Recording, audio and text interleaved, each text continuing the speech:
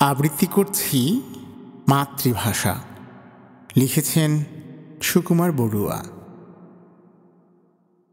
প্রাণের ভাষায় করল যারা নতুন জীবন দান, আজ ২১-এর সালাম জানাই ওগো বীর মহান।